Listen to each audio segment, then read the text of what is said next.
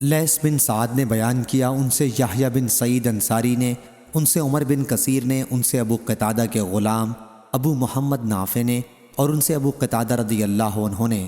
کہ رسول کریم صلی اللہ علیہ وسلم نے حنین کی جنگ کے دن فرمایا، جس کے پاس کسی مقتول کے بارے میں جسے اس نے قتل کیا ہو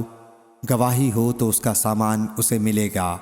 چنانچہ میں مقتول کے لیے گواہ تلاش کرنے کے لیے کھڑا ہوا تو میں نے کسی کو نہیں دیکھا جو میرے لیے گواہی دے سکے، اس لیے میں بیٹھ گیا۔ پھر میرے سامنے ایک صورت آئی اور میں نے اس کا ذکر حضرت صلی اللہ علیہ وسلم سے کیا تو وہاں بیٹھے ہوئے ایک صاحب نے کہا کہ اس مقتول کا سامان جس کا ابو قتادہ رضی اللہ عنہ ذکر کر رہے ہیں میرے پاس ہے، انہیں اس کے لیے راضی کر دیجئے کہ وہ یہ ہتھیار وغیرہ مجھے دے دیں۔ اس پر ابو بکر رضی اللہ عنہ نے کہا کہ ہرگز نہیں، اللہ کے شعروں میں سے ایک شعر کو نظر انداز کر کے جو اللہ اور اس کے رسول صلی اللہ علیہ وسلم کی طرف سے جنگ کرتا ہے وہ قریش کے معمولی آدمی کو ہتھیار نہیں دیں گے۔ بیان کیا کہ پھر حضرت صلی اللہ علیہ وسلم نے حکم دیا اور انہوں نے ہتھیار مجھے دے دیے اور میں نے اس سے ایک باغ خریدا، یہ پہلا مال تھا جو میں نے اسلام کے بعد حاصل کیا تھا۔ حضرت امام بخاری رحمہ اللہ نے کہا اور مجھ سے عبداللہ بن صالح نے بیان کیا، ان سے لیث بن سعد نے کہ پھر حضرت صلی اللہ علیہ وسلم کھڑے ہوئے اور مجھے وہ سامان دلا دیا۔ اور اہل حجاز امام مالک وغیرہ نے کہا کہ حاکم کو صرف اپنے علم کی بنیاد پر فیصلہ کرنا درست نہیں، خواہ وہ معاملے پر عہدہ قضا حاصل ہونے کے بعد گواہ ہوا ہو یا اس سے پہلے۔ اور اگر کسی فریق نے اس کے سامنے دوسرے کے لیے مجلس قضا میں کسی حق کا اقرار کیا تو بعض لوگوں کا خیال ہے کہ اس بنیاد پر وہ فیصلہ نہیں کرے گا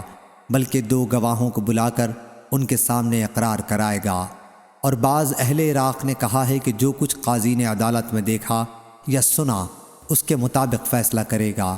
لیکن جو کچھ عدالت کے باہر ہوگا اس کی بنیاد پر دو گواہوں کے بغیر فیصلہ نہیں کر سکتا۔ اور انہی میں سے دوسرے لوگوں نے کہا کہ اس کی بنیاد پر بھی فیصلہ کر سکتا ہے کیونکہ وہ امانت دار ہے، شہادت کا مقصد تو صرف حق کا جاننا ہے، پس قاضی کا ذاتی علم گواہی سے بڑھ کر ہے۔ اور بعض ان میں سے کہتے ہیں کہ اموال کے بارے میں تو اپنے علم کی بنیاد پر فیصلہ کرے گا اور اس کے سوا میں نہیں کرے گا۔